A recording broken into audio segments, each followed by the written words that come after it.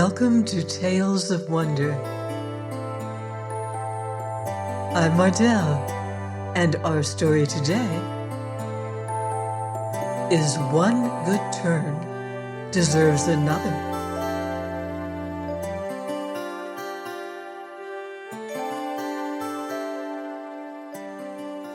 Once upon a time, there was a lad who was a fisherman, and every morning he shouldered his net and went down to the river to catch fish to sell in the town.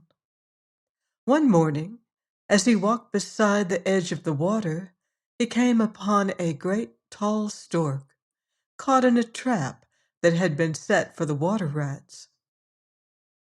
It was a tender heart that the young fisherman had under his jacket, so when he saw Father Longlegs in such a pickle, he waded out into the water among the reeds and arrowheads to where the other was, and loosened the noose from about his leg. The storks bring good luck to folks, some people say, and that was what happened to the young fisherman. One good turn deserves another, says Father Longlegs.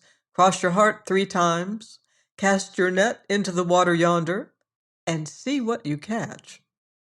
So the lad did as he was told, and when he drew his net to the shore, there was just one fish in it. Yes, just one fish, but that was worth the catching, I can tell you, for the scales were all of pure silver and gold, so that it glistened like the moon on smooth ice, and it was most wonderful to see. There, says the stork, and now if you have your wits about you, it is your fortune that you have caught out of the water. Take the fish up to the king's castle and show it to nobody but the king. When he sees it, he will want to have it for his own, and will be for buying it, but there is only one price you must ask for it, and that is to have the princess for your wife. That was what the stork said, and then he spread his wings and flew away over the housetops. So the lad wrapped the fish up in a clean white napkin and laid it in a wicker basket, and then off he marched to the king's castle to try his luck there, as the stork had said. Rap, rap, rap, he knocked at the door. Well, and what did he want? Oh, he'd brought a fish that he had caught over the river yonder, but he would show it to nobody but the king himself. No, it did no good for them to ask and to question and to talk. What he had said, he had said. So at last they had to take him upstairs, and there was the king, sitting upon a golden throne, with a golden crown upon his head, and a golden scepter in his hand. Well, and why do you wish to see me? That was what the king said. It was no word that the lad spoke with his tongue, but he just unfolded the napkin and showed the king what he had brought in the wicker basket. When the king saw the gold and silver fish, he thought he had never seen anything so wonderful in all of his life before. And then it was just as the stork had said. Oh, he must and would have the fish, no matter what it cost, and what would the lad take for it? Why, the body over at the river yonder, who had put the lad up to catching the fish, had told him that there was only one price to be asked for it. Now, if the king would let him have the princess for his wife, or he might have the fish and welcome, for that was the price, and the long and the short of it. Well, the king hemmed and hawed, but he did not speak the little word no. And after a while he said he would send for the princess and see what she had to say about it. So the princess came. Oh, she was a beauty, I can tell you, for the very sight of her was enough to make one's heart melt inside of one like a lump of butter in the oven.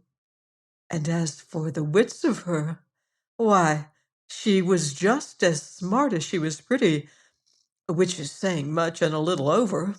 And that is why the king had sent for her, for he wanted to get the gold and silver fish without paying the price for it.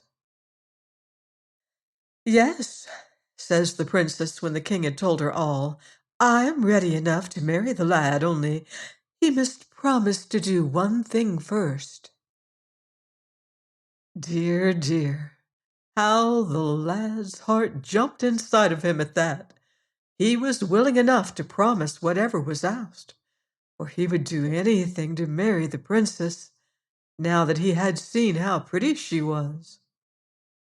Very well, then, said the princess. Just bring me the key of Wish House, and I will marry you.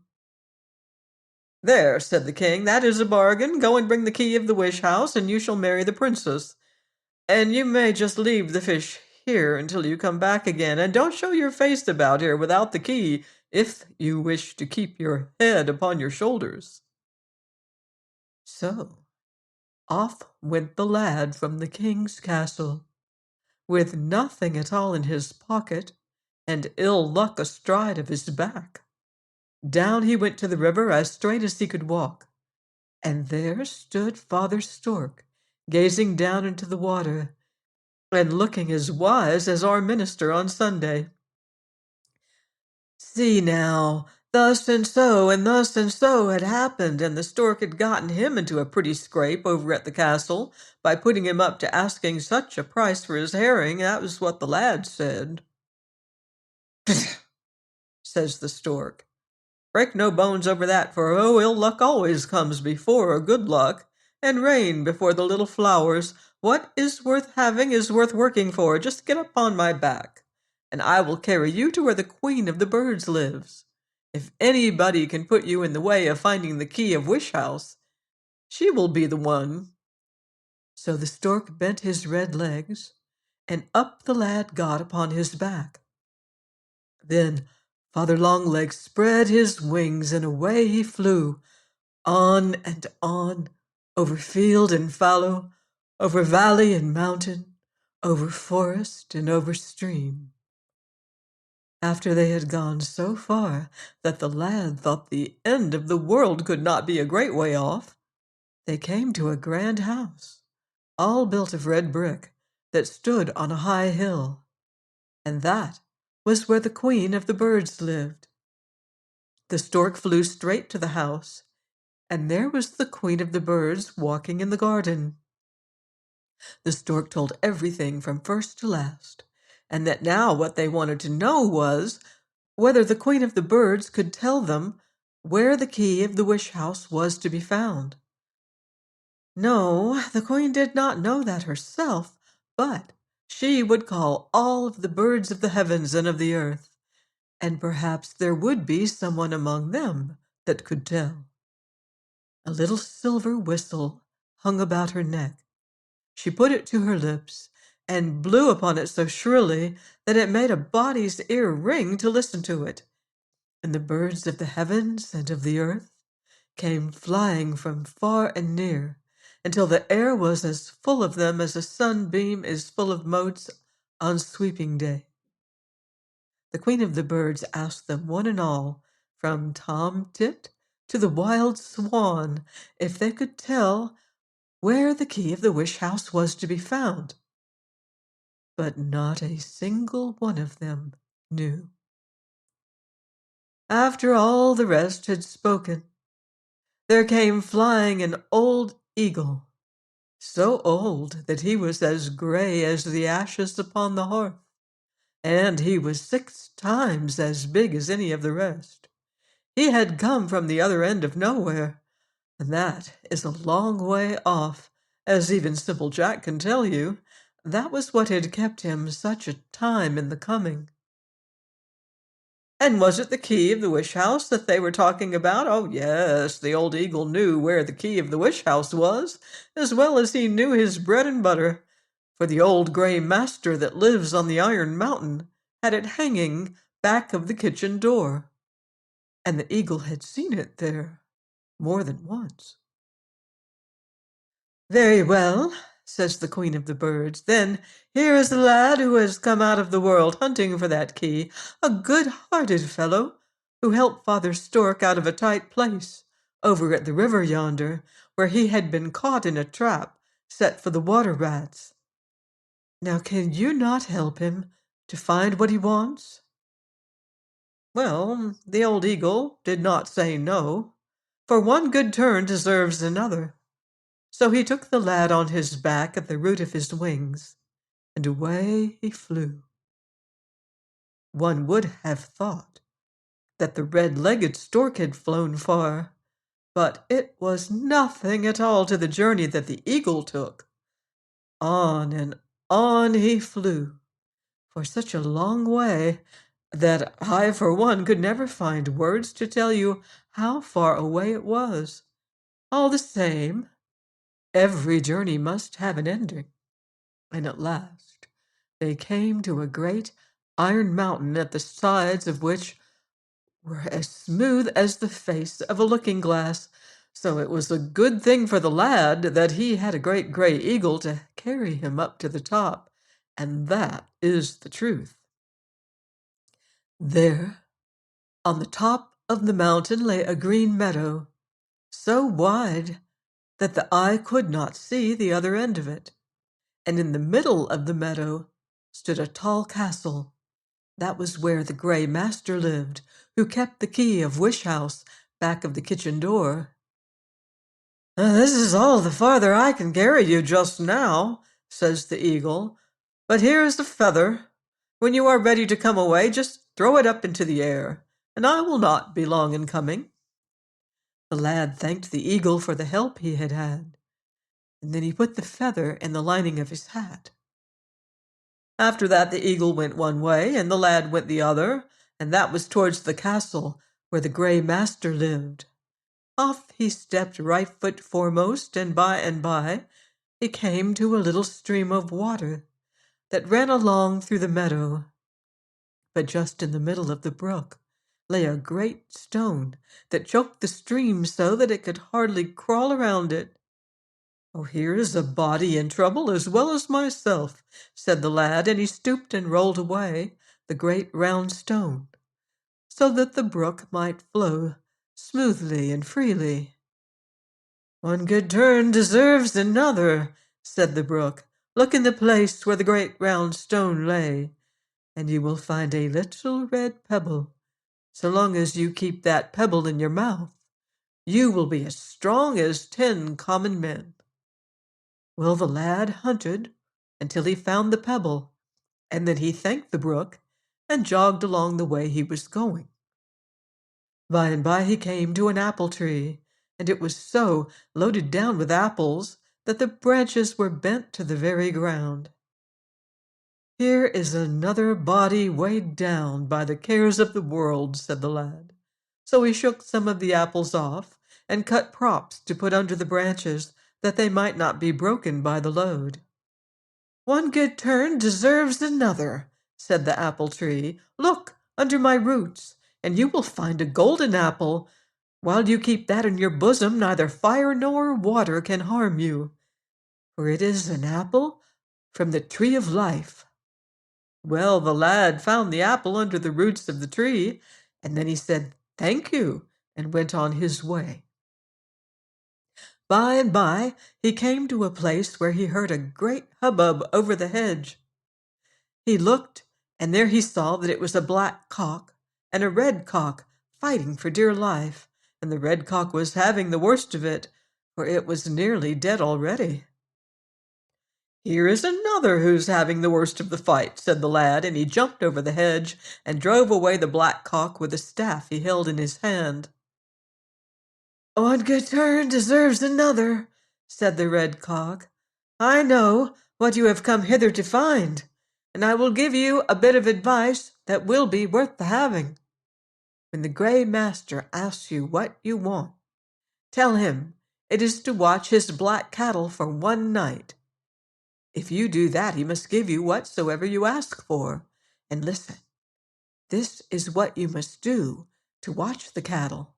When you open the stable door, there will come out 23 black cows and after them a black bull breathing fire and smoke. Him you must catch by the horns and must hold him fast until the cock crows in the morning. But you must have the strength of 10 men to do that." Well, the lad thanked the cock for the advice he had given, and then he went on his way and up to the castle where the Grey Master lived. He knocked at the door, and it was the Grey Master himself who came and opened it. He was a head and shoulders taller than other men, was the Grey Master, and he had but one eye, which gleamed and glistened like the dog star in January. Beside him flew 2 black ravens, with eyes as red as coals of fire. "And what is it that you want?" said the Grey Master. "Oh," said the lad, "I've come from over in the brown world yonder, and I want to watch your black cattle for one night. That's all I'm after." When the Grey Master heard what the lad said, he frowned until his one eye shone like lightning. "Very well," said he, "you shall have a chance and a try at what you want. But if you fail, your head shall be cut off and hung up over the gate yonder." "That's not so pleasant to think of," said the lad. "All the same, I will have a try and see what I can do." So in he came, and he and the Grey Master sat down to supper together. By and by, when the lad had eaten all that he wanted, the Grey Master told him it was time to go about the business he had come for. So off went the lad to the stable, where the 24 black cattle stood all in a row. He opened the door, and out they ran, helter-skelter and as fast as they could push, and whisk, pop! Soon as they came out of the door, each cow changed into a black crow, and flew around and around the lad's head as though it would beat his eyes out. Last of all came the black bull, and the lad was ready and waiting for him. He clapped the red pebble into his mouth, and then he was as strong as 10 common men. He caught the bull by the horns, and it might puff out fire and smoke as it chose, for it could do him no harm, because of the apple of life, which he carried in his bosom. How the bull did pitch and toss, and bellow and roar, to be sure, but it was all for no use. The lad held on like hunger, until by and by the bull stopped struggling and stood as quiet as a lamb. But the lad held fast to the bull's horns, and all the time the black crows flew about his head, but never once so much as touched him. At last a cock crew, and then they all changed again into cows, and the lad drove them back into the stable once more, and there they were. By and by came the Grey Master. "Well," said he, "and did you watch the black cattle?" "Oh, yes," the lad had watched them, and it was no such hard task to do. There they were in the stable yonder, safe and sound. Then you should have seen what a sour face the master pulled over the business. All the same, he had to pay the lad, so what did he want for his wages? "Oh," said the lad, "oh, it's little that I want. If you will let me have the key that hangs back at the kitchen door, I will be satisfied." So the Grey Master had to go and get it for him, though he would rather have given him one of his eye teeth. Off marched the lad with what he had come for, and that is more than most of us get. But the Grey Master was not for letting him off so easy as all that, I can tell you, for the more he thought over the business, the less he liked to give up the key of the wish house. So after a while he took down the sword of sharpness, which hung against the wall, slipped his feet into the shoes of speed that stood in the corner, took a peep into the book of knowledge which lay upon the shelf, to see which way the lad had gone, and then set off after him hot-foot to get back what he had given away. Just as the lad got to where the apple tree stood, he looked over his shoulder, and there he saw the Grey Master coming over the hills. "Ah, where shall I go now?" says he. "One good turn deserves another," said the apple tree. "Just come under my branches." The lad did as he was told, and the apple tree drooped its branches about him until one could see neither hide nor hair of him. By and by up came the gray master, puffing and blowing. "Apple tree," says he, "did you see the fisher lad come by this way?" "No, the apple tree has seen nobody go past that place." So back went the master home again to have another look into his book of knowledge. There he saw as clear as day what sort of trick had been played upon him. Off he started again after the lad at such a rate that the ground smoked under his feet. But the lad had lost no time either, so that when he looked over his shoulder and saw the gray master coming across the hills behind him, he had gone as far as the brook. "One good turn deserves another," said the brook, and it made itself smaller and smaller, so that the lad stepped over it without wetting so much as the sole of his foot. Then it spread itself out again 3 times as broad as before. Presently up came the master, fuming like a pot on the fire. "Brook," says he, "did you see the fisher lad go by this way?" "Yes," said the brook, "there he is just on the other side." And there he was, sure enough. The gray master never stopped to take off his shoes and stockings, but into the water he splashed as fast as he could go. Just as he reached the middle of the stream, the brook began to swell and grew larger and larger until it carried away the gray master like a cork in the gutter, and there was an end of him. After that, the lad went on without hurrying any more than he chose, until he came to the side of the mountain. He took the eagle's feather from out his cap and threw it up into the air, and there was the eagle before he had time to grow tired of waiting. He sat him upon the eagle's back, and away they flew, and on and on and on without stopping until they came to the house where the queen of the birds lived. There was Father Longlegs, the stork, waiting for them. He took his turn of carrying the lad, and when they stopped, it was just over beyond the king's castle. But the lad had been out into the world and had learned a thing or two. "See now," says he, "it was hasty cooking that burned the broth," and so he would not go up to the castle with the key of the wish house without first trying what door he could unlock with it himself. He took it out of his pocket and struck it a rap or two upon the ground. "I should like," says he, "to have golden clothes upon my back, and to have a golden horse, and a golden greyhound that shall chase a golden hare." That was what he said, and he did not have to say it twice, for before he could wink, there they were standing beside him, just as he wanted. He leaped upon his horse, and away he rode after the greyhound and the golden hare. How the people in the castle did stare when they saw him riding past! The princess herself ran to the window to see the fine sight, and as for the king, he sent 6 of his knights posting after the fisher lad, for he thought that it was some great lord who would come into those parts.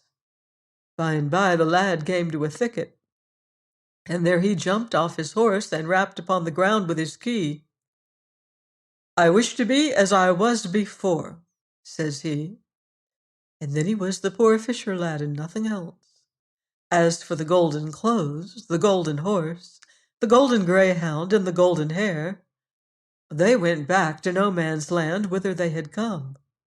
And when the king's people came riding up, there was nobody but a lad in rags and tatters, whistling into a key. They hunted up and they hunted down, but they could find neither sign nor trace of the golden rider and the golden horse. So after a while they had to ride back to the castle without them. "You should have brought the lad who blew upon the key," said the princess. The next day the lad rapped upon the ground with his key again. "I should like to have," says he, "a golden coach, drawn by 6 milk-white horses, with coachman and footmen and outriders dressed in clothes of gold and silver." That was what he said, and there they were, just as he wanted. Into the coach he got, and off he rode down by the king's castle. Dear, dear, how the folks did stare, to be sure! This time the king sent 12 knights after the golden coach, for he thought it must be a king or a prince for certain, who rode by in such style. Pretty soon the lad came to the woods, and there he jumped out of the coach and rapped upon the ground with his key. "I want to be just as I was before," says he, and sure enough, he was. Up clattered the 12 knights on their horses, and there sat the lad in rags and tatters, whistling upon his key. The 12 knights hunted high and hunted low, and not another soul could they find, and so they had to ride back to the castle again. "See now," said the princess, "did I not say that you should have brought the lad who blew upon the key?" The next day the lad went out and rapped upon the ground for the 3rd time. "I should like," said he, "to have a splendid castle, all built of silver and gold, such as nobody ever saw before." That was what he said, and before the words had left his tongue, such a great castle grew up out of nothing, like a soap bubble. The king chanced to look out of the window just then, and there was the great, splendid gold and silver castle. He took off his spectacles and rubbed them, but there was the castle, just the same as ever.